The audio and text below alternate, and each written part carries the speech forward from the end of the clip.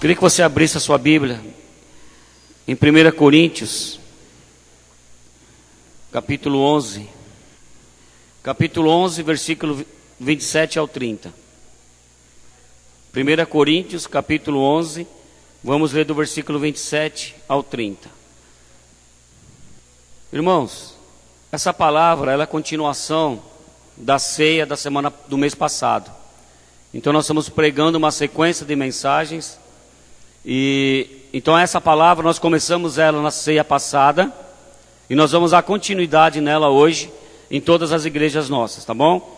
Então diz assim: por isso, aquele que comer o pão ou beber o cálice do Senhor indignamente será réu do corpo e do sangue do Senhor. Examine-se, pois, o homem a si mesmo, e assim coma do pão e beba do cálice. Pois quem come e bebe sem discernir o corpo, come e bebe juízo para si. Eis a razão porque há entre vós muitos fracos e doentes, e não pouco os que dormem. Amém, irmãos? Deus querido, em nome do Senhor Jesus, papai, colocamos agora, Deus, essa palavra diante do Senhor. Deus, que a tua igreja, Deus, venha receber essa palavra no coração, que o teu Espírito Santo fale no espírito de cada um aqui nessa noite.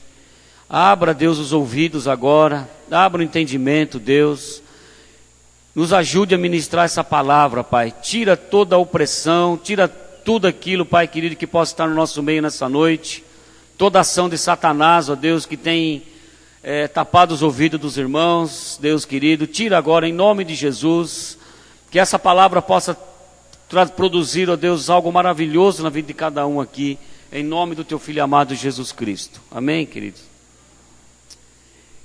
Irmãos, essa palavra que nós falamos, começamos a semana passada, quando o apóstolo Paulo fala à igreja de Coríntios, que aquele que comer o pão ou beber do cálice do Senhor indignamente, será culpado do corpo e do sangue do Senhor. Nós falamos que isso não fala de pessoas, não fala da pessoa, ela fala da maneira que nós tomamos a ceia. Que em Coríntios diz que era uma igreja que era uma bagunça, as pessoas não tinham reverência na ceia, elas iam lá, nós falamos no mês passado, muito mais interessadas em comer o que era servido e beber o vinho que era servido, não tinha reverência. Então indignamente não quer dizer que a pessoa ela é indigna, ou ela não é capacitada a tomar a ceia, mas sim do modo que nós servimos a ceia, do modo que a ceia é compartilhada. Porque na igreja de Coríntios, irmãos, para vocês entenderem de novo, não é como nós fazemos hoje, servindo um pedaço do pão e um copo do suco. Era uma ceia mesmo era comida mesmo, eles iam para ceiar juntos, comer juntos.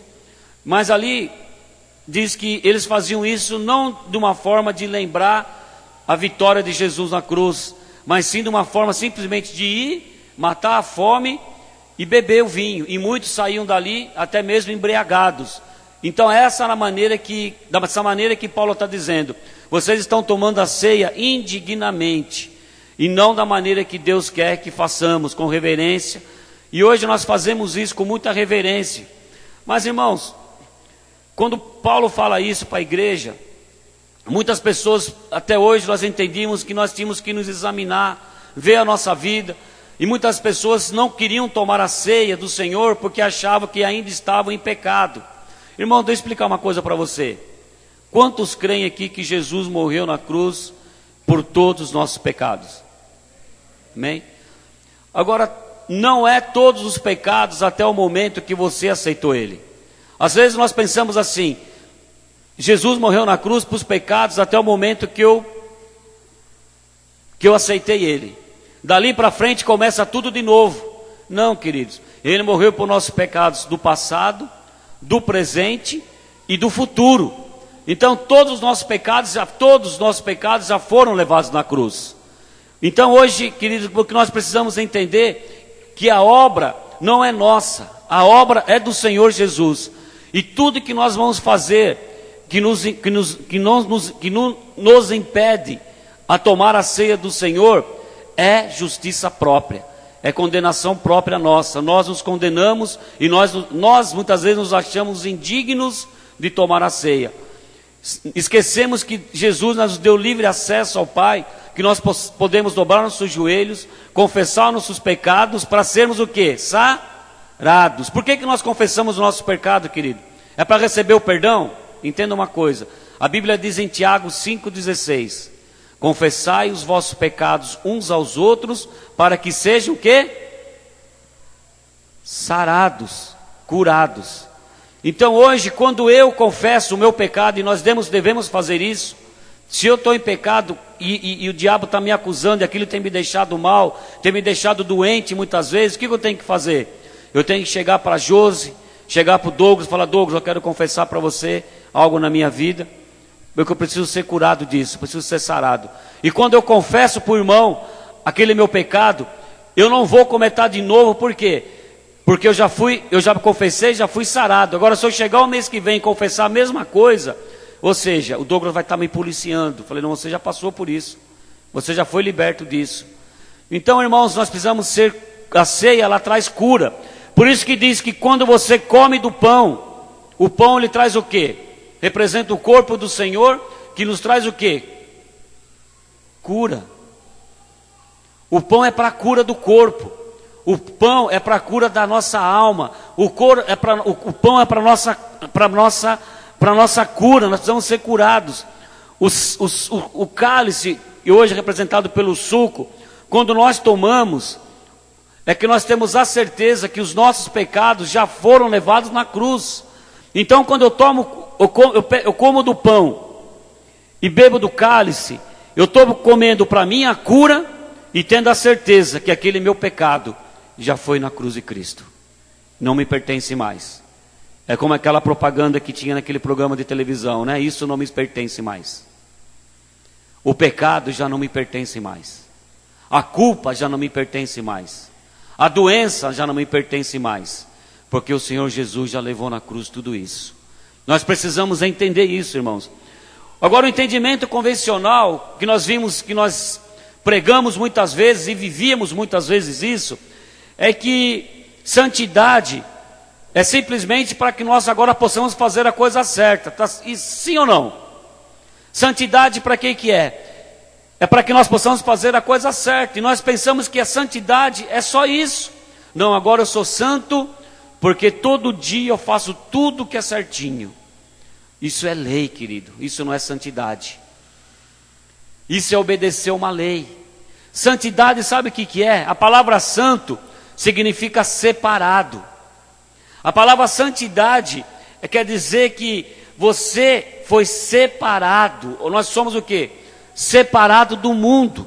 Agora, separado do quê? Quando você fala que é separado, você só foi separado do pecado ou de outras coisas também? Você vive uma vida agora separado do mundo. Isso significa que você é alguém que é diferenciado do resto do mundo. Você é diferenciado daqueles que são incrédulos, que ainda não confessaram Jesus como seu Senhor, como seu Salvador. A palavra santidade significa o quê? Aqueles que foram separados. Você foi separado para estar aqui, sim ou não? Você foi separado do mundo. Agora, você foi separado só do pecado? Muitas vezes eu entendia isso também. Também do pecado. Eu também fui separado do mundo para não pecar mais. Mas isso é muito pouco perto do que Jesus Cristo fez na cruz.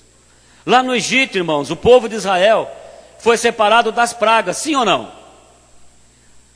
Você lembra? Você já leu isso aí? Em Gênesis, em Êxodo, que o povo, todas as pragas que vieram no Egito, e tinha aquelas pragas das rãs, as pragas dos gafanhotos, as pragas do sangue do rio, e as pragas dos filhos primogênitos que morreram. Mas isso atingiu o povo de Deus? Atingiu ou não? Não. Por que não atingiu? Porque aquele povo era separado do povo do Egito. Separação quer dizer isso, nós somos separados do mundo. Agora eu vou dizer uma coisa para você. Se nós somos separados do mundo, e somos separados dessas pragas que existem no mundo, isso significa que também fomos separados do quê? Da crise que o mundo está vivendo hoje em dia. Você concorda comigo ou não? Parece que os irmãos estão parece que não estão aqui hoje. Estou sentindo uma falta dos irmãos aqui. Vocês estão aqui? Oh, aleluia. Parece que os irmãos, estou sentindo falta dos irmãos. Parece que me ajuda aqui a pregar, irmãos. Me ajuda aí. Se o povo do Egito, que era um povo separado de Deus, foi separado das pragas que estavam no Egito, agora hoje nós fomos chamados para ser um povo de Deus. Ou seja, você também foi separado dessa crise que está aí fora. A sua casa foi separada para não viver essa crise financeira que o Brasil está vivendo. Você foi separado para não viver o desemprego que o Brasil está vivendo. Você foi separado agora para Deus, não só para viver agora separado somente do pecado. Você foi separado da crise financeira. Você foi separado das enfermidades que estão no mundo. Você foi separado, você é alguém especial para Deus. Você é alguém diferenciado no meio de uma sociedade.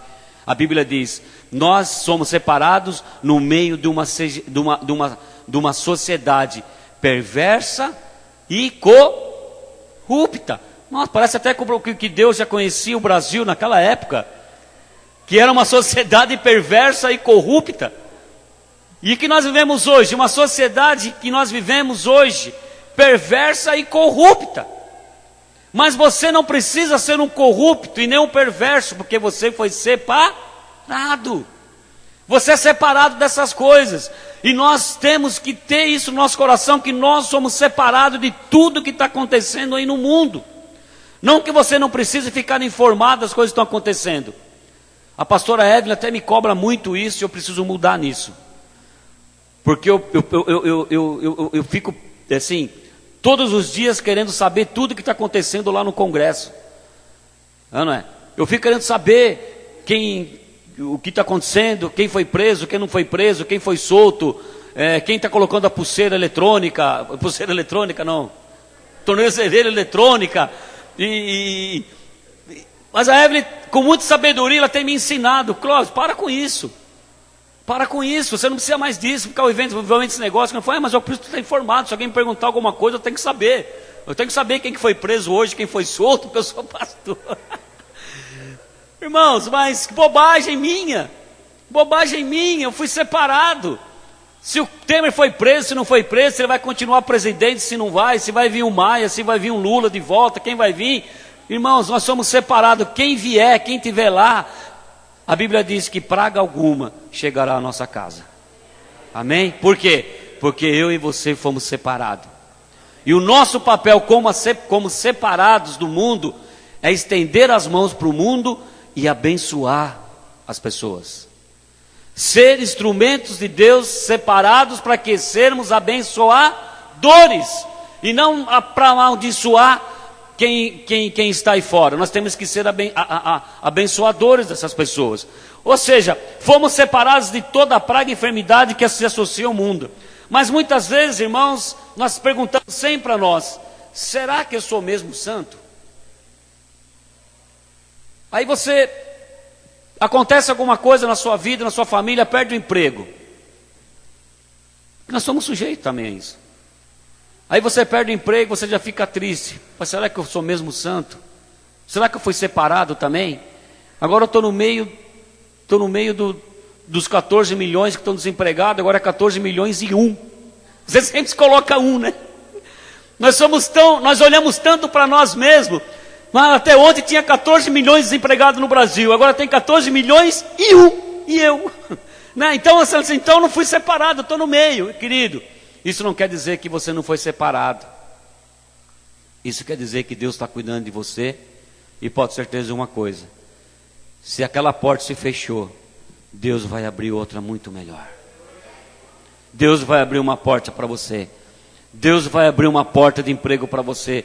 Você foi separado. Você não vai se contaminar com as murmurações. Às vezes Deus nos coloca numa situação dessa, mesmo sendo separado. Por quê? Porque Ele quer ver até onde está a nossa justiça própria. Porque aí você começa a falar assim: puxa Deus, eu sou dizimista, o pastor falou lá de dízimo, comecei a dar o dízimo na igreja, o primeiro mês que eu dou o dízimo, perdi o emprego. Aí você começa a trazer para a sua vida o quê? Você começa a olhar para você e começa a trazer a justiça própria, esquecendo que Jesus está cuidando de você, que Deus já levou todos os problemas, todas as acusações, tudo isso. Mas nossa, aparece um problema, você começa a olhar para você e você já não começa a se sentir santo. Você começa a se sentir não mais separado, você começa a se sentir como alguém no meio da multidão. Ou seja, mas Deus está falando lá no Salmo 139, não precisa ler, depois você lê em casa para nós ganharmos tempo. No Salmo 139, versículo 23 e 24, diz que não é nós que nos sondamos. Você não precisa se sondar no momento desse. Se você perdeu um emprego, se você ficou doente, ou se você até mesmo falou um palavrão, ou se pecou em alguma coisa, ofendeu algum irmão, cometeu algum erro, a Bíblia está falando, você não precisa se sondar não, sabe por quê? Lá no Salmo 134 diz que é Ele que nos sonda, Ele mesmo é que nos sonda. E quando Ele nos sonda, quando Ele sonda eu e você, sabe o que Ele vê? Ele não vê a nossa justiça, Ele vê a justiça de Cristo em nossas vidas. E Ele vê que nós somos justos e inculpáveis. Porque se eu ficar olhando para mim, eu vou achar erro na minha vida. Se eu olhar para mim, eu vou sentir que eu sou incapaz. Se eu olhar para mim, eu vou sentir ou que eu fui injustiçado, que eu era bom demais e não precisava perder aquele emprego, que alguém puxou meu tapete. Ou eu vou achar que eu fui traído. Eu sempre vou achar alguma coisa em mim para justificar. Por isso que no Salmo 134 diz: Senhor, o Senhor é que me sonda. É o Senhor é que me conhece. É o Senhor que vê em mim se existe algum caminho mal. Mas quando Deus olha para mim e para você, querido, que já fomos marcados pelo sangue e pelo corpo de Cristo, quando Ele olha para mim e para você, quando Ele nos sonda, Ele não vê você, Ele vê o quê? A justiça de Cristo na sua vida. E porque Ele vê a justiça de Cristo na sua vida, Ele vê que você é justo e você é inculpado, e você é inculpável. Agora você está mais consciente. Você é mais consciente do que, queridos?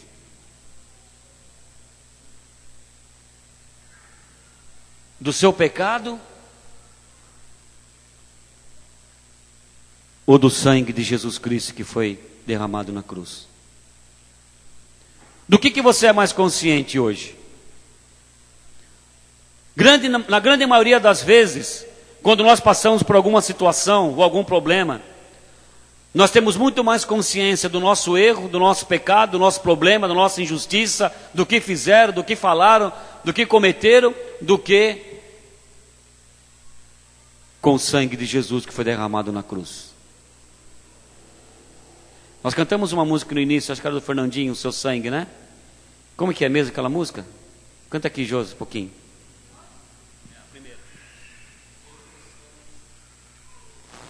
Teu sangue faz o surdo ouvir. Agora teu sangue me quebra a maldição. Agora teu sangue cura toda dor. Agora o teu sangue faz o morto reviver. Agora eu creio que tu és o mesmo ontem, hoje, para sempre. Eu creio que teu sangue é o que basta pra mim. Glória a Deus!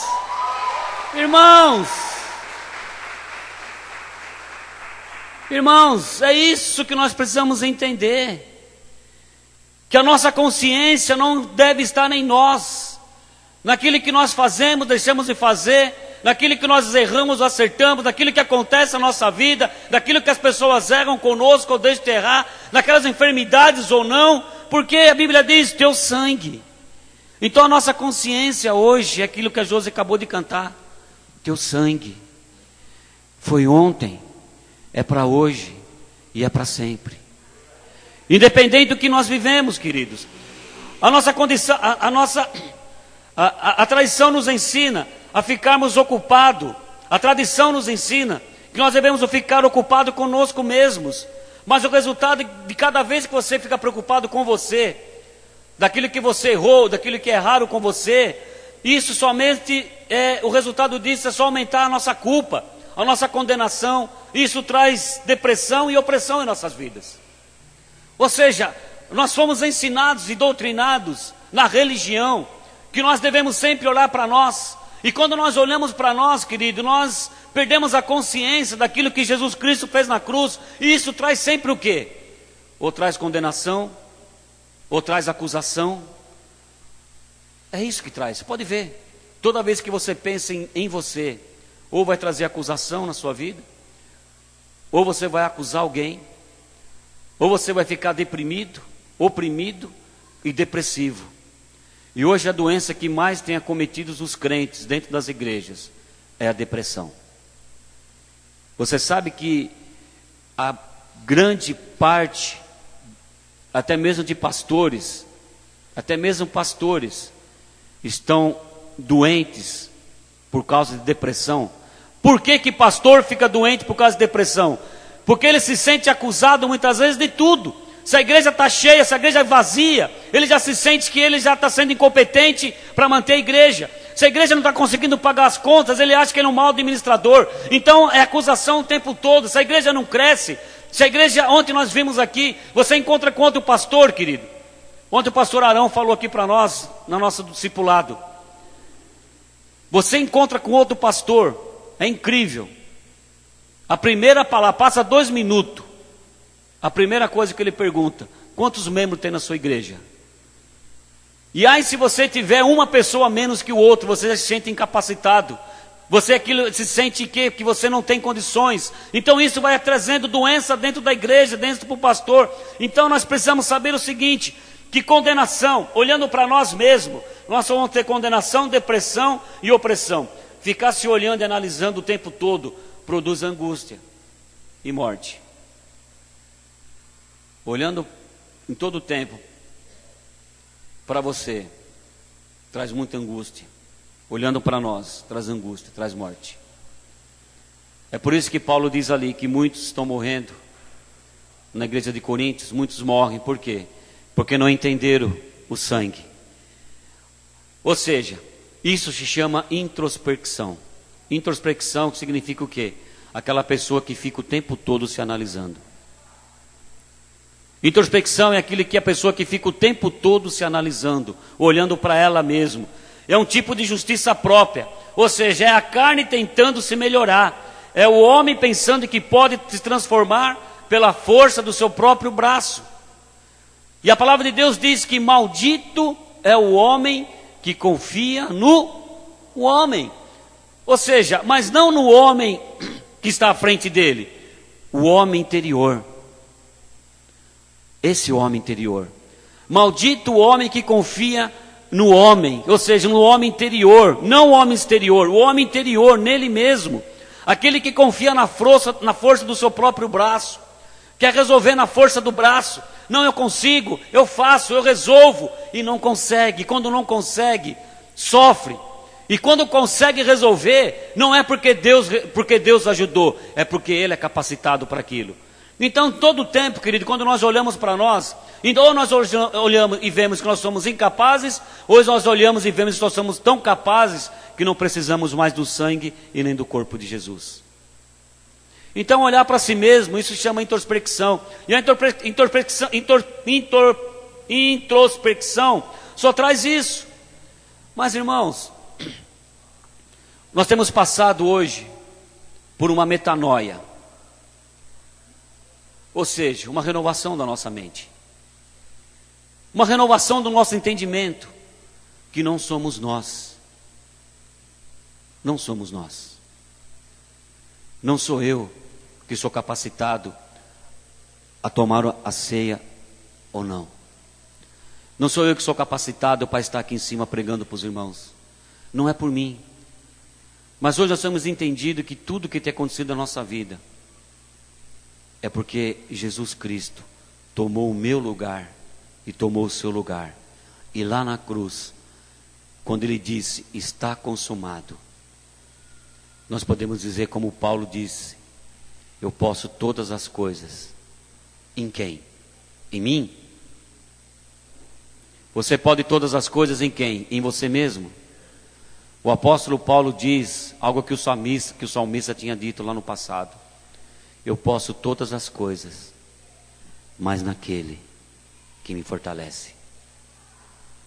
Eu posso pregar. Eu posso tomar ceia.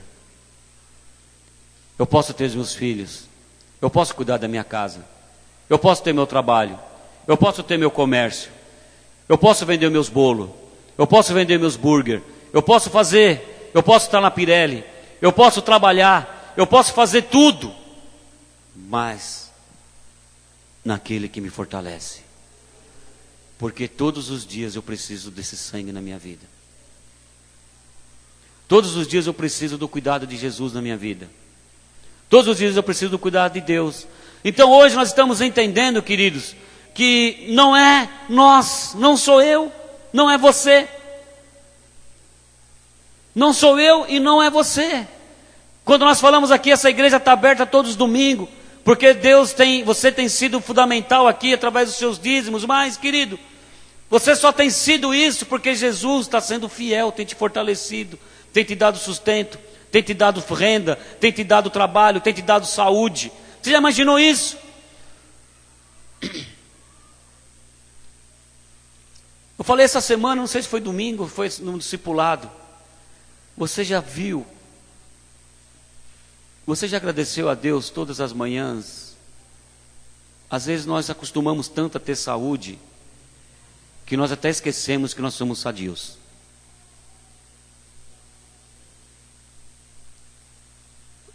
Mas você já pensou que você só consegue trabalhar todas as manhãs, fazer tudo o que você faz, é porque o Senhor Jesus tem dado saúde para você?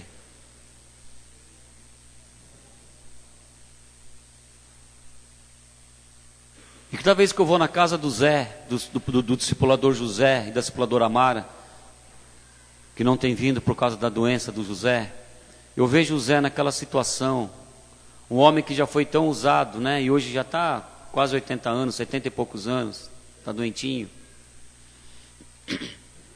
E cada vez que eu vejo ele, eu falo, Senhor, obrigado, porque eu só estou aqui de pé, forte desse jeito como eu estou, bem saudável, porque o Senhor tem cuidado de mim. Porque o dia que o Senhor falar para mim que os meus dias de saúde acabaram, eu não consigo. Por mais bonzinho que eu possa ser, por mais inteligente que eu possa ser, por mais que eu consiga ter o meu braço forte, o dia que o Senhor falar que meus dias de saúde acabaram, eu não vou conseguir mudar essa situação por mim mesmo. Só um milagre do Senhor. E aí eu vejo quando eu vejo José lá, eu falo, Deus, só um milagre do Senhor agora. Se o Senhor quiser fazer um milagre, é para esse homem sair dessa cama e voltar às atividades que ele tinha antes. Mas você já pensou nisso, querido? Que essa saúde sua, você precisa agradecer a Deus todos os dias. É isso que nós vivemos, é isso que nós pensamos. Por isso que nós não podemos olhar para nós, porque eu não sou capaz de me dar saúde. Eu não sou capaz de me dar saúde. Só Deus pode me dar saúde. Só Jesus pode me dar saúde.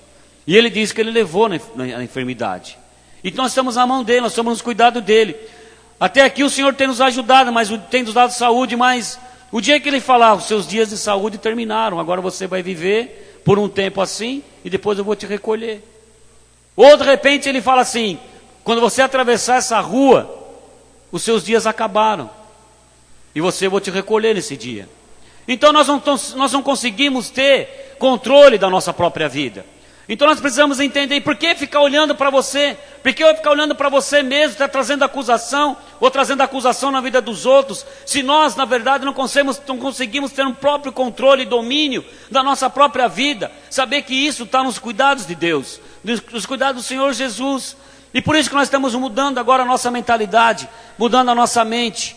Em Mateus, querido, no capítulo 9, versículo 16 e 17, diz assim, Mateus capítulo 9, versículos 16 e 17, diz algo assim: ninguém põe remendo de pano novo em vestido velho, porque semelhante remendo tira a parte do vestido, e faz-se maior a rotura, o rasgo.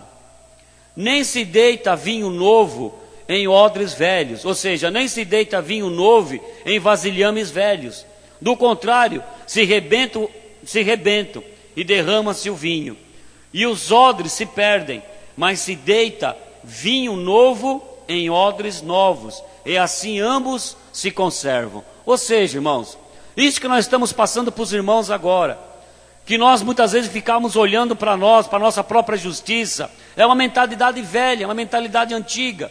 Saber se nós somos capacitados ou não capacitados para algo, saber se nós somos pecadores ou não pecadores, se nós somos capazes de tomar a ceia ou não tomar a ceia, analisar o que as pessoas fizeram conosco, isso é um pensamento antigo. Ou seja, por isso, nos últimos meses, o Senhor tem nos ensinado a encontrar coisas novas e tirar as coisas velhas do nosso tesouro. Ou seja, analisar a palavra de Deus agora de uma maneira que nós estamos vivendo agora na graça. E toda a justiça própria não provém de Deus, a justiça própria não provém mais do Senhor em nossas vidas, porque agora tem o que? Nós vivemos debaixo não da nossa justiça, a nossa justiça só nos condena. Sabia disso? A nossa justiça, ela só nos leva à condenação, porque a Bíblia diz que não existe no mundo um justo sequer. Não existe ninguém justo. Nós somos justificados através de quê? Do sangue e do corpo de Cristo. A nossa justiça própria, a nossa justiça na lei, como nós falamos alguns dias atrás, se nós errarmos em uma vírgula, toda a condenação já vem sobre nós. Agora me diz uma coisa, você passa 24 horas do dia sem ter nenhum pensamento de pecado? Ah, mas eu não peco em palavras, eu não peco, eu não faço, não bebo mais, não me drogo mais, eu não me prostituo mais, eu não faço mais nada, eu não falo palavrão mais, mas o seu pensamento muitas vezes te condena. Já está condenado, querido. Pensou? Jesus falava no passado, a acusação vinha para quê? Olha só como que é a graça. As pessoas pensam que agora a graça vai levar a igreja a pecar. Olha o que Jesus disse no Novo Testamento da graça. Olha como a nossa responsabilidade aumenta. A Bíblia diz que Jesus dizendo que na lei de Moisés, quando você adulterava com uma mulher, a lei te condenava. Agora ele diz o que na graça? Se você pensar, só de você pensar na mulher do outro, você já está condenado. Queridos, então, amados, se nós olharmos para nós, agora vai dizer uma coisa, vai dizer que você nunca pensa nada de errado de ninguém. Vai dizer que você nunca pensou mal de mim. Porque eu já pensei mal de você. Porque é pensamento, querido. Você tem domínio no seu pensamento? Não tem. Agora pensou, já pecou. Agora se você pensar mal do seu irmão, se você no pensamento acusar seu irmão de alguma coisa, você já perdeu tudo. Mas o que te santifica agora, separado que você é do mundo dessas coisas, o que te santifica agora não é você, não é seu pensamento, não é sua atitude, não é nada disso. O que te santifica agora através da graça é saber que o sangue do Cordeiro já foi derramado. E o corpo dele já foi dilacerado na cruz. Então eu tenho direito eu posso. Porque se olhar para mim, queridos, se olhar para mim mesmo, eu não posso nada. Mas se olhar naquele que me fortalece, eu posso todas as coisas. Amém? É dessa maneira que nós precisamos viver agora. É uma maneira nova, essa maneira de pensar é nova para nós, mas é uma coisa tão antiga que há mais de 2000 anos atrás, ficar procurando erros em si para corrigi-los, é assim se sentir como justo diante de Deus, é zelo da carne. Isso é uma forma sutil de estabelecer o quê? A justiça própria. Para de ficar procurando erro em você. Para de ficar se analisando. Para de ficar procurando erro nos outros. Para de ficar julgando os outros. Para de ficar sendo juiz. Para de ficar sendo juiz do seu irmão ou de você mesmo. Quando tentamos encontrar nossa própria justiça, nós perdemos aquela que vem de Deus e que vem de Cristo. A justiça que vem de Deus é um dom, mas a que procede de nós é justiça própria. Na verdade, nem é justiça diante de Deus. Na verdade, nem é justiça.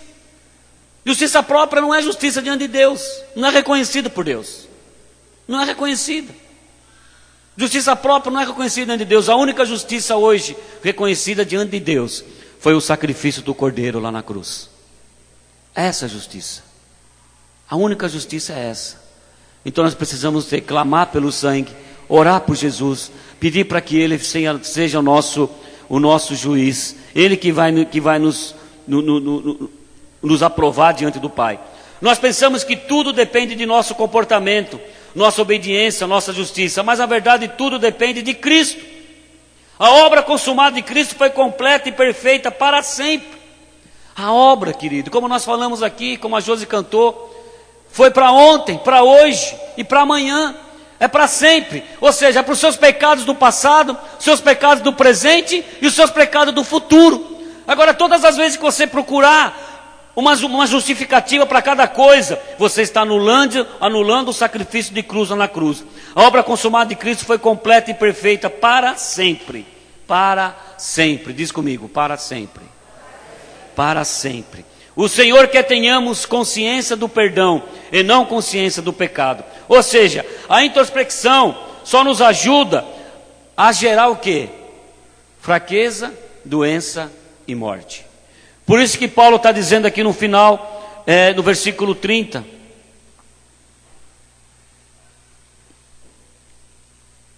Muitos por causa disso entre vós estão fracos e doentes, e muitos dormem.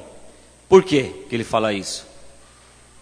Não porque está vivendo uma vida de pecado, porque não reconhece a vida de Jesus Cristo neles. É uma circuncisão que é feita aonde agora? No coração. Ou seja, no passado, querido, nós somos nós somos um espírito, temos uma alma e habitamos um corpo. Ou seja, na carne. A Bíblia diz que antes nós reconhecemos Jesus como o Senhor das nossas vidas, como autor e consumador da nossa fé. A Bíblia diz que por causa de Adão, lá no Éden, por causa do pecado de Adão, nós fomos separados de Deus. Nós não tínhamos acesso mais, estávamos condenados a morrer e ir para o inferno. Mas através de Jesus Cristo, essa nova aliança que foi feita, nos dá condições agora, o véu se rasgou, de nós reconhecermos o sacrifício da obra de Jesus e sermos salvos e libertos do pecado. Mas a Bíblia diz que antes disso, antes de você entrar na igreja, reconhecer Jesus, aceitar Jesus na sua vida, a Bíblia diz que o nosso espírito estava o quê? Adormecido. E não tinha domínio na nossa vida. Então, o que dominava a nossa vida, o que era? Era a carne. Então, tudo que era carnal, você gostava de fazer. E a sua alma, ela era obrigada ao quê? A obedecer aos desejos da carne. Então, você obedecia os desejos da carne. É por isso que você gostava de brigar, gostava de beber, gostava de fazer de se prostituir, de tudo que é pecaminoso. Ou seja, tudo que é de pecado, a carne gosta. Tudo que é ruim para Deus, a carne gosta. Então a sua alma, ela tinha que obedecer quem? A carne. Eu ouvi um testemunho não, porque ele não é convertido ainda, mas acho que vai ser. Já quase bateu na trave por esses dias aí, mas Vai ser. O Casagrande. Estava vendo o Casagrande lá no Pedro Bial semana passada. Ele falando como ele foi dominado tantos anos pelas drogas, né? E ele começou nas drogas novinho, né? Quando ele jogava no Corinthians, quando ele foi para a Itália, ele sempre usava as drogas, mesmo nos treinos ele usava a droga. Só que depois, quando ele parou com o futebol, aí dominou de vez ele. Por quê? Porque quando ele tinha futebol ainda, ele tinha um certo controle das drogas, que ele tinha um compromisso, tal, jogava, estava no auge, era famoso, tal. Então ele sabia que aquilo lá o ajudava a um pouquinho a não ser tão dependente da droga assim. Mas ele falou assim, quando ele parou de jogar, a fama baixou um pouquinho, ele não tinha mais os treinos, não tinha mais aquela rotina toda, aí ele mergulhou de vez nas drogas. Mas por que ele mergulhou? Porque a carne dele pedia. A carne dele pedia, sabe por quê? Ele falou, porque a sensação da droga, talvez quem já se drogou aqui vai saber disso, que eu não sei porque nunca soube. Eu só sei lá no DENARC, que eu fiz o curso lá no DENARC. Os policiais estavam ensinando a gente lá sobre como que é o comportamento de um drogado e por que ele vai para a droga. Mas quando ele falou que lá, por quê? A carne dele pedia, por quê? A sensação é maravilhosa. A sensação daquela droga não é ruim, é boa demais. Ele falou, é um negócio bom demais. Quando ele ele cheirava cocaína ou consumia um crack, ele falou, ele vivia coisas ali que ele voltava, parece que era uma sensação inexplicável de bom, porque a carne clamava por aquilo. E eu acho que todo mundo que se drogou, se droga por causa disso. Por causa que é uma sensação boa e a carne pede aquilo lá. Então o que? Então a carne, ela tinha um domínio sobre a sua alma, então ela te levava a pecar. Agora, querido, que nós nascemos de novo. Por isso que eu falei, as coisas velhas vão se passando e eis que tudo se faz novo. Não se lança um pano, um remendo velho, um pano novo, como é que é? Um remendo novo num tecido velho, porque vai abrir mais. E nem se põe vinho novo em odres velhos. Tem que ser uma mudança por completo. Aí quando você aceita Jesus, a Bíblia diz o quê? O seu espírito agora revive de novo. Revive de novo. E agora o que acontece isso? A sua carne, agora está amortecida agora, porque o seu espírito reviveu. E o espírito do homem, ele clama pelas coisas de Deus. É por isso que agora quando nós falamos de graça, querido, é porque nós falamos para pessoas que já nasceram de novo, que já têm um espírito recriado, que não vai voltar mais, está mais sobre o domínio da carne, porque agora está sobre o domínio do espírito, que clama as coisas de Deus. Agora a nossa alma, ela é obediente a quem? Ao espírito. Não mais a carne, mas ao espírito. Ou seja, a alma ela fica no meio. Antes de Jesus, a sua alma obedecia à sua carne. Tudo que era da carne era bom. Tudo que era da carne para você era bom. E a carne clamava para aquilo e a sua alma obedecia. Agora o seu espírito agora toma o lugar da carne. Ele está em cima. E agora a sua alma obedece ao seu espírito. E quem busca a coisa do espírito não está mais debaixo do pecado e nem volta mais a estar debaixo da lei.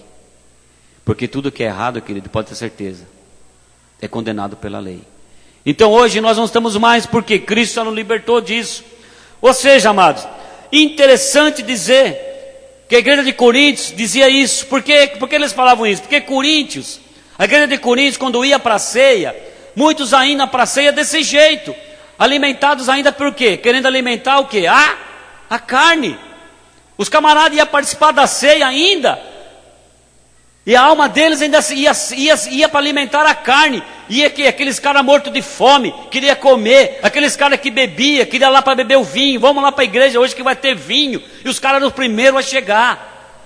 Irmãos, já imaginou um culto, todo mundo querer chegar primeiro no culto? Era a Santa Ceia, era essa maneira que era a ceia dos coríntios. Por quê? Eles sabiam que aquele dia ia ter muita comida e muita bebida. Aí O apóstolo não precisava nem ficar pedindo para os irmãos chegarem para a ceia, porque era uma disputa para chegar primeiro. Para quê? E muitos chegaram, os que chegavam primeiro já tomavam a mesa, já comiam tudo que tinha e bebiam e saíam bêbados. Por quê? Ainda estavam o quê? Sendo subjugados, obedecendo à carne. É por isso que ele fala: vocês estão praticando a ceia de uma forma indignamente. Vocês já foram libertos disso. Vocês agora são movidos pelo Espírito e não mais pela carne. Por que pode tomar ceia desse jeito? De uma forma indignamente.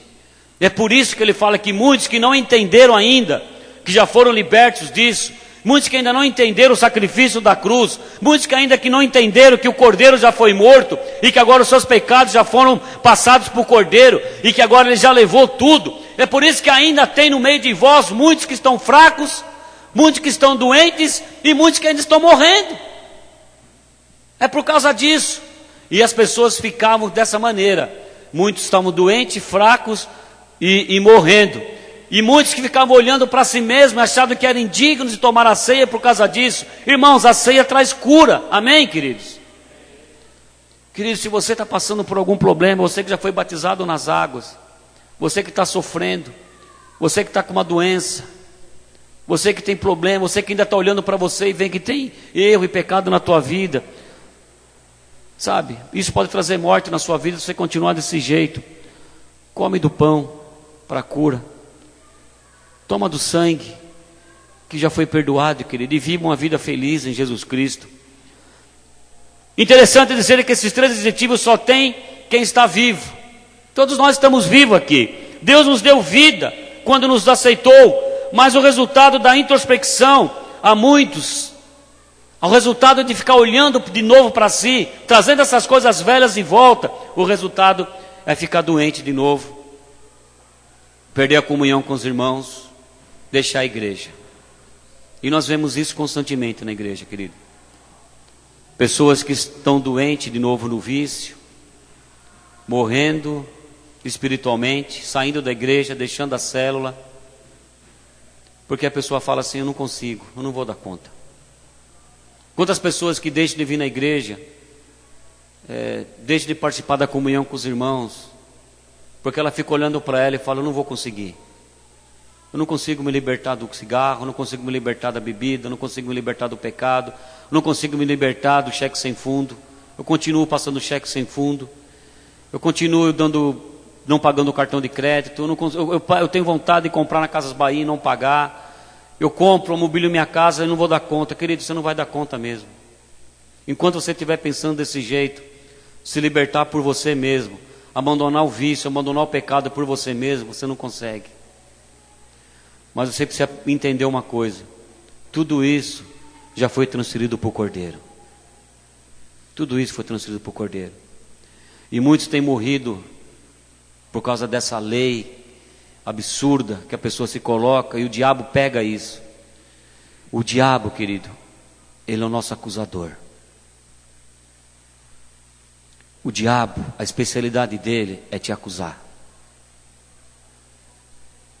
O diabo, a especialidade dele é te acusar. Principalmente quem está dentro da igreja. E vira e mexe, ele fala para você: também, como é que você pode? Você vai pregar desse jeito? Não está nem de paletó. Irmão, tive um conflito comigo hoje, na minha alma. Eu não conseguia colocar uma roupa que me deixava adequada para vir na ceia. Eu falei: eu não consigo usar terno, não consigo usar gravata. Eu tirava e colocava, não consigo. Eu falei: como é que eu vou pregar com essa calça verde? Estou parecendo Cuca. Eu falei: como que não é cinza. Eu falei, eu ficava lá, tirei a camisa, coloquei outra camisa. E a Evelyn olhando para mim, me esperando. Eu falei: por que, querido? Eu me achei indigno de estar aqui hoje. Porque eu não estou bonito. Vem cá, Josué. Vem cá. Não, vem cá, vem cá. Irmãos, não, vem cá, sobe aqui. Irmãos, eu falei: mas vem cá. Irmãos, fala a verdade. Que o diabo ele... Irmãos, vem cá. Se você encontrar esses dois camaradas no meio da rua, quem que você vai chamar de pastor? Pastor Clóvis. Irmãos, quem que você vai chamar de pastor? É claro que esse bonitão aqui, ó, todo alinhado, todo arrumado, com cara de pastor, com unção de pastor, com roupa de pastor. Eu falei, mãe, mas como é que eu vou pregar? Eu não consigo usar isso. Obrigado, querido. Eu falei, mas nem roupa de pastor eu consigo usar. O que eu vou falar para os irmãos? Eu não consigo. Eu falei, não consigo. Aí eu peguei, tirei tudo, coloquei essa camisa, coloquei ele paletó, fiquei lá meia hora com esse negócio. Falei, vou tirar isso aqui, não estou conseguindo louvar, não estou conseguindo fazer nada com esse negócio. Irmão, mas seu pastor é assim, fazer o quê? Mas às vezes o diabo fala que eu sou indigno de ser pastor porque eu não consigo usar terno. Mas, irmãos, mas é quando eu vou para a cruz, quando eu sei que o Senhor Jesus já pagou o preço por mim, já derramou o sangue dele, eu falo, obrigado, Jesus, porque eu sei que eu posso ser pastor daquela igreja, eu posso pregar hoje. Amém, querido? Glória a Deus por isso. Aleluia. Amém. Nós já vamos encerrar. Só queria passar um vídeo que eu passei o mês passado, mas ele estava sem tradução, e agora nós conseguimos dar a tradução dele. Eu queria que você primeiro apague as luzes primeiro, para não perder, porque o vídeo é curtinho e rápido, para você não pode perder nada desse vídeo. Passa o Wellington para nós, por favor. Esse homem representa o pecador, ele traz o cordeiro inocente, uma figura de Jesus, assim fazia no Antigo Testamento. Ele traz para o sacerdote, que representa os olhos de Deus, e os olhos de Deus, que são santíssimos, examinam não o pecador, mas o cordeiro. A questão não é se você é bom, mas se o seu cordeiro é bom. É óbvio que você está lá porque pecou. Ele olha para o cordeiro está bem. Eu e você colocamos nossas mãos sobre o cordeiro. Quando confiamos em Cristo, colocamos nossas mãos sobre a cruz. Todos os pecados eram transferidos para o cordeiro. É isso que aconteceu na cruz. E na cruz, toda a santidade e justiça de Cristo são transferidas para você. Amém? E o sacerdote entregava a faca e o pecador matava o cordeiro. Foram os nossos pecados que mataram Jesus, para que sempre nos lembremos disso. Amém? O cordeiro inocente morre no nosso lugar sob o fogo do juízo. Mas você sai com o favor de Deus, com as bênçãos de Deus, com as promessas de Deus. Amém? Aleluia! Você possui agora algo que não tinha. Você sai no lucro. Aleluia! Glória a Deus, queridos, por isso. Amém, amados? É isso que nós fazemos. Quando ouvimos, pode acender. Essa foi exatamente isso no passado. Era dessa maneira. Todos aqueles que tinham pecados, tinham culpas, levavam um cordeiro perfeito para o sacerdote. Mas o sacerdote não olhava para o pecador. Deus não estava olhando para mim quando estava me arrumando. Estava olhando para Cristo. Deus não está olhando para você, querido, nessa noite, do jeito que você está. Por Deus, a Bíblia diz ali que o pecador levava o cordeiro, o sacerdote olhava para o cordeiro, não olhava para o pecador. Deus não está olhando para o seu pecado. Deus está olhando para o cordeiro que foi morto lá na cruz. Ele é perfeito. Eu não sou perfeito. Eu nunca vou ser perfeito. Queridos, você nunca vai ser perfeito. Mas aquele que está em você te faz perfeito. Aquele que está em você te faz perfeito. Por isso que Paulo diz, não mais vivo eu, mas Cristo vive em mim. Quando você ouvir a voz do acusador, lembre-se agora que não há mais nenhuma condenação para os que estão em Cristo Jesus. Não há mais condenação para nós. Não importa o que o diabo condena você, pois o sangue de Jesus foi derramado para o perdão de todos os nossos pecados. Mas fala assim, pastor, agora é assim? A graça agora é dessa maneira? Todos nós podemos viver agora desse jeito? É assim agora? Pecou? Irmãos, eu queria que você abrisse a sua Bíblia agora em Romanos 6.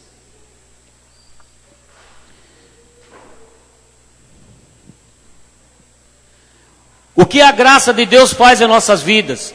A partir do momento que você entendeu que você está na graça, que o cordeiro já foi morto por você, você já matou o cordeiro e os seus pecados já foram queimados lá na cruz, em Cristo Jesus. Quando você entende agora que o véu se rasgou de cima e embaixo, e você tem direito agora de viver na graça de Deus e não mais o pecado, você vai entender agora o que nós estamos tentando pregar para os irmãos, para que os irmãos possam viver. Romanos 6 diz assim: a graça não nos deixa permanecer no pecado, antes nos livra do pecado. Esse é o título, deve estar na sua Bíblia. E a Bíblia diz aqui: que diremos, pois? Permaneceremos no pecado para que a graça abunde? De modo nenhum. Nós que estamos mortos para o pecado, como viveremos ainda nele? Ou não sabeis que todos quantos fomos batizados em Jesus Cristo, fomos batizados na sua morte? De sorte que fomos sepultados com ele pelo batismo na morte, para que com Cristo ressuscitou dos mortos pela glória do Pai, assim andemos nós também de novidade de vida. Na coisa nova que eu falei, porque se fomos plantados juntamente com ele, semelhantemente na sua morte, também o seremos na sua ressurreição. Sabendo isto, que o nosso homem velho, com ele foi crucificado, para que o corpo do pecado seja desfeito, para que não sirvamos mais ao pecado, porque aquele que está morto está justificado do pecado. Ora, se já morremos com Cristo, cremos também que com ele viveremos, sabendo que, havendo Cristo ressuscitado dos mortos, já não morre. A morte já não mais terá domínio sobre nós. Pois quanto a ter morrido de uma vez, morreu para o pecado, mas quanto viver, vive para Deus. Assim também vós considerai-vos como mortos para o pecado, mas vivos para Deus em Cristo Jesus. Amém? Vamos ler de novo isso aqui. Assim também vós considerai-vos como mortos para o pecado, mas vivos para Deus em Cristo Jesus ao Senhor. Não reine, portanto, o pecado em vosso corpo mortal, para que obedecerdes em suas próprias concupiscências. Nem tampouco apresenteis vossos corpos aos membros ao pecado por instrumento da iniquidade, mas apresentai-vos a Deus como vivos dentre os mortos, e os vossos membros a Deus como instrumento de justiça. 14 e o 15, eu queria acabando de subir isso aqui. Porque o pecado não terá domínio sobre vós, pois não estáis mais debaixo da lei, mas debaixo da graça. Por quê? Pecaremos porque não estamos debaixo da lei, mas debaixo da graça? De modo nenhum. Amém? Aqui está dizendo, eu vou ler de novo o 14 e o 15 para você entender o que nós estamos vivendo nesses dias, nessa mentalidade nova nossa. Porque o pecado não terá domínio sobre vós, pois estáis debaixo da lei, pois não estáis debaixo da lei, mas debaixo da graça. Por que pecaremos, porque não estamos debaixo da lei, mas debaixo da graça? De modo nenhum. Quer dizer agora que vamos pecar, porque não estamos mais debaixo da lei, mas debaixo da graça? A Bíblia diz, de modo nenhum. Porque hoje você entendeu a graça, querido.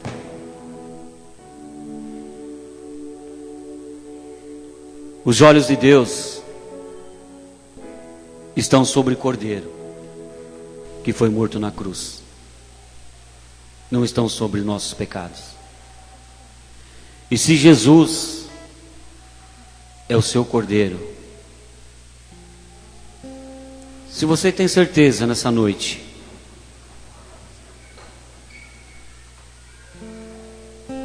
que Jesus Cristo é o seu Cordeiro, se você tem certeza que Ele já foi morto lá na cruz, e como o sacerdote disse ali, Ele te deu a faca na sua mão, para que você passasse a faca no Cordeiro, você já matou Jesus, o Cordeiro. Quem matou Jesus, querido? Lá na cruz. Foram os meus pecados e os seus pecados, que foram transferidos para Ele ali. E se você tem certeza que hoje Ele é o seu Cordeiro, você tem paz, e você tem direito a viver uma vida debaixo da graça de Deus. Não voltar mais para a lei do pecado, mas viver essa graça abundante do Senhor. Queria que você se colocasse de pé.